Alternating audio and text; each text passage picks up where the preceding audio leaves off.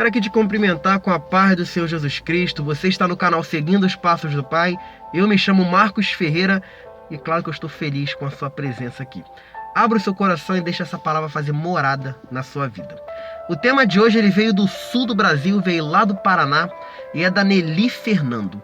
Ela foi nos comentários e pediu para eu explicar se o pão da Santa Ceia precisa necessariamente ser sem fermento. Amém? E se você tem uma dúvida como ela, vai nos comentários, vai lá, deixa a sua dúvida, porque eu quero abençoar a sua vida através da dúvida que você tenha. Olha só, precisamos entender primeiro que o fermento na Bíblia, ele simboliza o pecado. E eu creio que não é por isso que tem igrejas que não usam fermento. Eu acho que já faz mais parte de uma doutrina que o homem está querendo colocar aqui na terra. Porque se formos olhar para a última Santa Ceia do Senhor Jesus, certamente ele não usou o pão com fermento. Mas não é porque ele achava que fazia parte de uma doutrina dele. Não. É porque ele estava dentro de um território judaico. E na época que ele foi entregar aquela última Santa Ceia, era a época de Páscoa.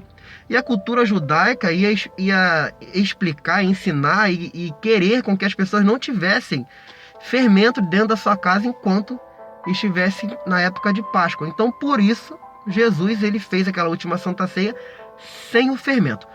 Nos nossos dias, eu entendo que não tem nada a ver. Não tem problema nenhum. Muitos estão querendo botar uma doutrina. E eu acho que doutrina à base do homem não é legal. Porque Jesus, depois que ele foi para o céu, ele deu um ensinamento para Paulo. Ele passou esse ensinamento para Paulo na primeira carta aos Coríntios, onde Paulo vai explicar sobre a Santa Ceia. E quando Paulo explica sobre a Santa Ceia, ele vai falar somente pão. Paulo não vai especificar o pão que deve ser usado na Santa Ceia. Paulo não vai falar que tem que ser um pão com fermento, tem que ser um pão de milho, tem que ser um pão com tantos grãos. Paulo fala pão. E se você for concordar comigo, o pão ele é um alimento quase que mundial. O mundo todo deve comer pão. Imagina se você está num local que só vai ter aquele pão com fermento. Você vai deixar de lembrar a morte do Senhor porque tem fermento naquele pão? E se formos falar de fermento, o cálice que Paulo vai falar que ele vai simbolizar, que é o vinho, que vai simbolizar o sangue de Jesus, o vinho ele é fermentado, então tem fermento no vinho. Então eu não entendo. Eu acho que não tem nada a ver. A igreja onde eu congrego, por exemplo, não tem o fermento. Mas na última igreja tinha o fermento, e nem por isso minha vida virou um pecado total. Eu acho que isso aí está na doutrina de muitas igrejas. E essa doutrina não pode gerar na vida da pessoa um sentimento de que se o outro está ceando com o fermento, ele é pecador e não é de Deus. Eu acho que isso aí é algo particular da igreja. Quer botar seu fermento? Bota seu fermento. Quer botar com fermento? Bota com fermento. O importante é que quando você estiver ceando, você está lembrando do corpo de Cristo. Porque o pão simboliza o corpo dele, o cálice vai simbolizar o sangue dele.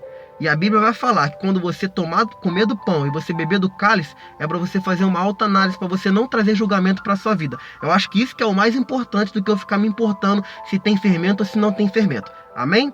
Eu acho que não tem problema. Eu acho que pode ser qualquer tipo de pão. Mas a questão do fermento ou não fermento, eu acho que é a doutrina que o homem está querendo colocar. E se a sua igreja é com fermento? Vai, obedece. Se é sem fermento, obedece.